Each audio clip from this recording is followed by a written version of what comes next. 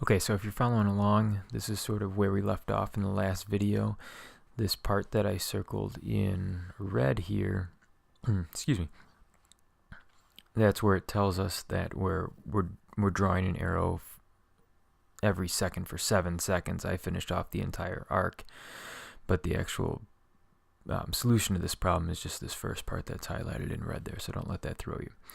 All right, so we'll keep referring back to this. Hopefully you've got this in your own notes. If you don't, pause the video here, stop it, for a while, and copy this down so that you can refer back to it on the other problems. Okay.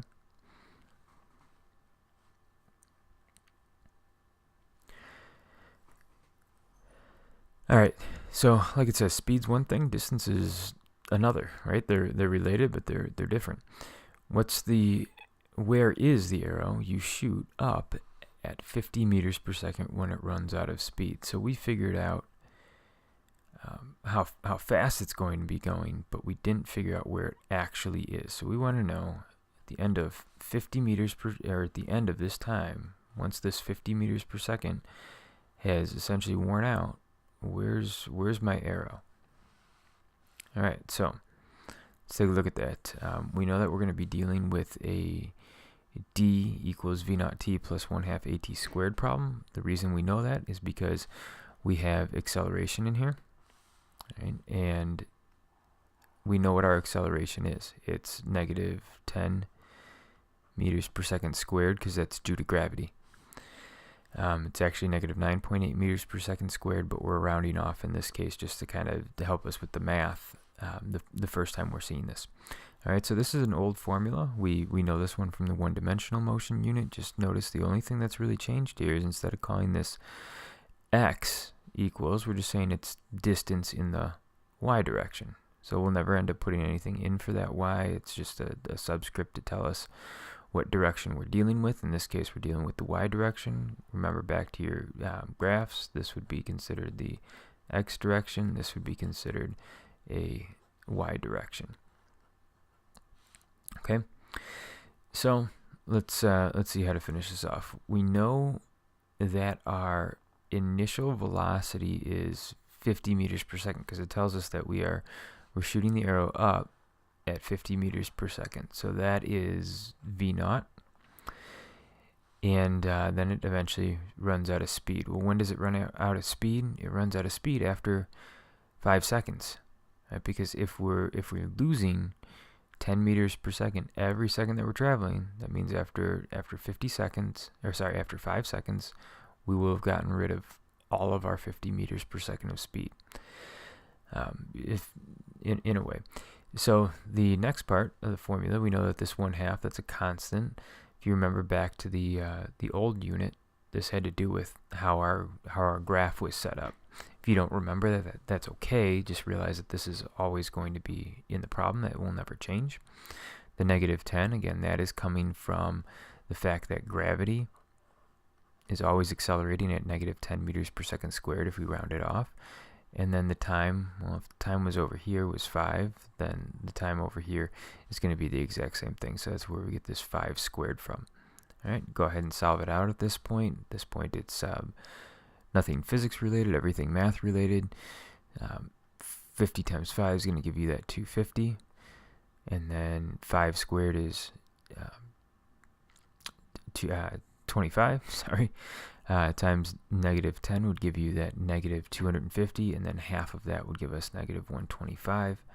Add the two together, 250 plus negative 125, or the same thing as 250 minus 125, gives us 125 meters. So that means that the arrow would be 125 meters above the ground. So when it's shot up like this, at the point that it runs out of speed right here, that right there is your 125 meters.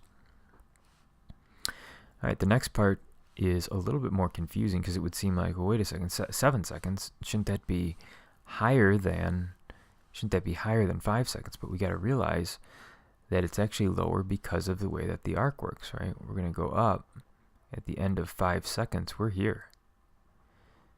7 seconds, we're on our way back down. So we want to solve for on our way back down. There's a few different ways of doing this, but the easiest way is probably just plug it right into our formula. We'll talk about other ways in class at a future date. But again, we know that we're dealing with an acceleration. We know that we're dealing with time. I actually have my initial velocity, so it's everything that we need in order to use this formula. So distance in the y direction, of course, that's what we're looking for. That would be our dy there, which is unknown before actually completing the problem. We know that our initial velocity was 50. Our time is 7 seconds. 1/2 stays in there. That's constant. Again, this -10 is from gravity, acceleration due to gravity rounded off. And then again, our time, if it was 7 seconds over here, it's also going to be 7 seconds over there. Squared is always part of the formula as well. So at this point, go ahead and solve everything out algebraically. 50 times 7 gives you 350. On the other side of things, we have 7 squared, which is 49. 49 times -10 gives us -490. And then go ahead and take half of that is -245.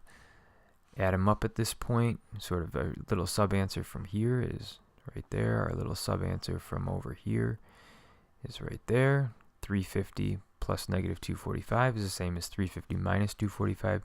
That gives us 105. So from this point, from this point to this point is 105 meters. That's what we just solved for. And again, it would seem like, well, wait a second, shouldn't 7 seconds be higher? But no, because it's actually on its way down at this point, and that's the key to this particular problem. All right, number 11, Aunt Minnie. And Aunt Minnie's just getting around all over the place, isn't she? Aunt Minnie drops a penny into a wishing well, and it falls for 3 seconds before hitting the water. How fast is it going when it hits? So we know that we're dealing with time. So we've got a formula that deals with time. And we also have, doesn't tell us what we have, but we also know that we have gravity involved. And gravity pulls us down at -10 meters per second squared. And so that's where this -10 is coming from. The 3 is coming from the 3 up there, 3 seconds. Our initial velocity is 0, right? Because Aunt Minnie's holding it to begin with, so it's just hanging out there. We don't know how fast it's going. How fast is it going at the end? That's where that v comes in. All right, v minus 0 is just going to give us v. -10 times 3 is going to give us -30. So our velocity is -30 meters per second squared. Or another way of saying that, because of this negative, that negative is the same thing as saying down. In this case, velocity can be the negative direction. That means it's going 30 meters per second. So it has a speed of 30 meters per second. But if we take it one step further from speed, we also have to say, oh, well, velocity has to do with direction. So it's -30 meters per second because, again, it's 30 meters per second in the downwards direction. All right, let's take a look at number 12 here real fast. What's the penny's average speed during its 3-second drop? A couple ways to do that. Maybe we don't know how to do this, and we'd have to go on to number 13, kind of come back and plug in whatever we get from number 13 into here. I'll show you how to do that in a moment when we do 13. But the other way to do this is to realize that the penny to begin with is at 0 meters per second.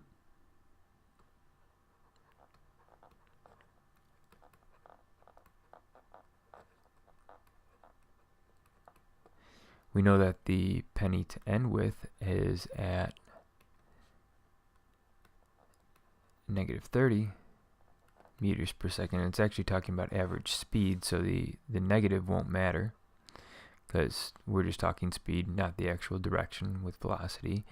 Well, I've got a beginning, I've got an end, I can figure out an average, right? I have 2 data points here, and we know that an average would be my total divided by the amount of numbers that I have. Well, 0 plus 30 divided by 2, which is the same thing as 30 over 2, which is 15 meters per second.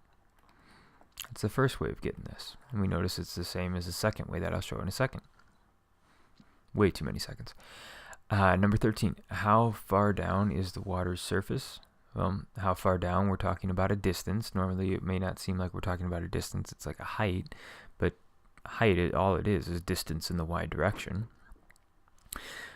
We know an initial velocity is 0, because again, somebody's holding this before they drop it, so it's just hanging out there before gravity takes over after releasing their hand. And it tells us that we're dropping it for 3 seconds. So the 3 from the previous problem, that's where I am going with that. The 1/2 is part of that expression, so that's always in there. The -10, again, that is coming from the fact that gravity is pulling us down at -10 meters per second squared if we round it off. So even though it's not part of the problem, part of the actual word problem, I still should know, gravity is the thing that's pulling me down, so that's why I've got -10 here. -9.8 in future problems.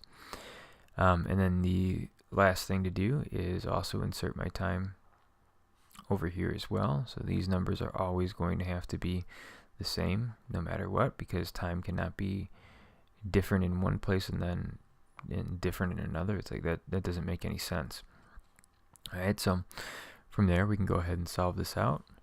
0 times 3 is going to be 0, and then the other side of things, 3 squared is 90. 9, looking at the 10 over here, 9 times -10 is going to give us -90. Half of that's -45. So 0 plus -45 gives me -45. Well, wait a second, it's a distance. So how the heck can I have a negative in there? Well, remember, this negative represents us going down, or this penny falling down in the downwards direction. So we could say it's either -45 meters, because we're talking displacement that way in that case, or we can just change it to say, oh, well, it's 45 meters down. Okay, hope that helps.